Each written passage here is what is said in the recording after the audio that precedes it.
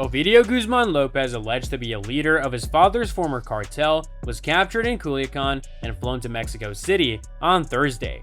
During and after the arrest, however, 10 soldiers and 19 suspects were killed. Infuriated gang members erected barriers, torched dozens of vehicles on fire, and targeted local airport aircraft. Hello everyone, and welcome to another video. Today we'll be looking at how Sinaloa Cartel killed 29 people after the arrest of El Chapo's son. Yeah, you heard it right. On Friday, Defense Minister Luis Crescencio Sandoval reported that an additional 35 military members were injured and 21 gunmen were captured. Mr. Guzman Lopez, nicknamed the Mouse, was extracted by helicopter and flown to the capital before being taken to a maximum security federal prison. He's accused of leading a faction of his father's notorious Sinaloa Cartel, one of the largest drug trafficking organizations in the world. His father, Joaquin El Chapo Guzman, is serving a life sentence in the US after being found guilty in 2019 of drug trafficking and money laundering. His trial reveals some of the brutal details of how Mexico's drug cartels operate. The 6-month surveillance operation to capture Mr. Guzman Lopez had the support of United States officials. Mr. Sandoval said the US had put out a reward of up to $5 million for information leading to his arrest or the conviction, as well as that of 3 of his brothers who were also thought to have kept their positions of command in the group.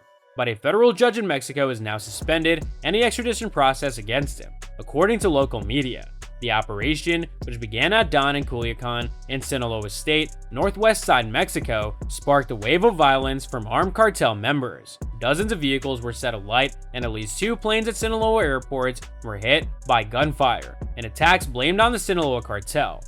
More than 100 flights were canceled at local airports as a result. 2 Mexican Air Force aircraft were forced to make emergency landings after they were hit by gunfire from the cartel, Defense Minister Sandoval said. Helicopter gunships were deployed from the authorities to support the ground operation. Mexican President Andrés López Obrador said Mexican forces had acted responsibly to look after the civilian population and avoid innocent victims. No civilian deaths have yet been reported. A further 1,000 troops are being sent to Sinaloa to help with the ongoing security measures. Videos on social media have shown burning buses blocking roads in Culiacan. Justine Golbas, 32, was traveling on a bus through Sinaloa on her way back home to Los Angeles with her husband and 8-year-old son just before the riots began on Thursday. They were then told the bus was at risk and the driver was informed that he needed to stop and hide. The vehicle was parked off the main road for 16 hours in Caborca, in the neighboring state of Sonora, before being allowed to move again.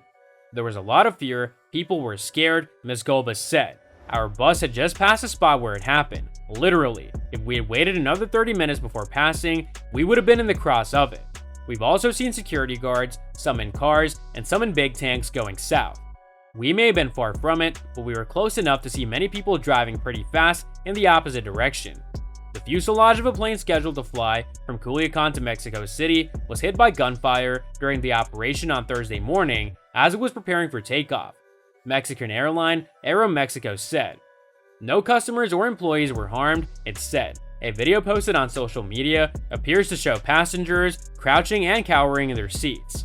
As we were accelerating for takeoff, we heard gunshots very close to the plane, and that's when we all threw ourselves to the floor.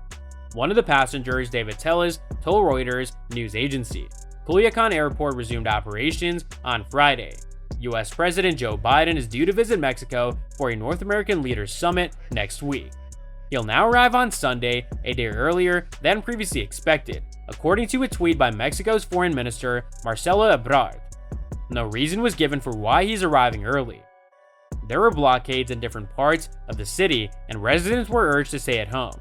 Many shops were also looted, and gunfire exchanges took place between security forces and gang members. All schools across the whole state of Sinaloa were closed on Friday, the local government body overseeing education said. Mexican security forces had previously arrested Mr. Guzman Lopez in 2019, but released him to avoid the threat of violence from his supporters. The U.S. State Department says that he and his brother Joaquin are currently overseeing approximately 11 methamphetamine labs in the state of Sinaloa, producing an estimated 1,300 to 2,200 kilograms of the drug per month. They have also said that information indicates Mr. Guzman Lopez ordered the murders of informants, a drug trafficker, and a popular Mexican singer who refused to sing at his wedding. So that's all from today's video. If you enjoyed it, remember to leave a like, subscribe, and ring that bell icon so that you never miss our upcoming videos. And don't forget to share your thoughts in the comments section down below. Stay tuned, and we'll catch you in the next video.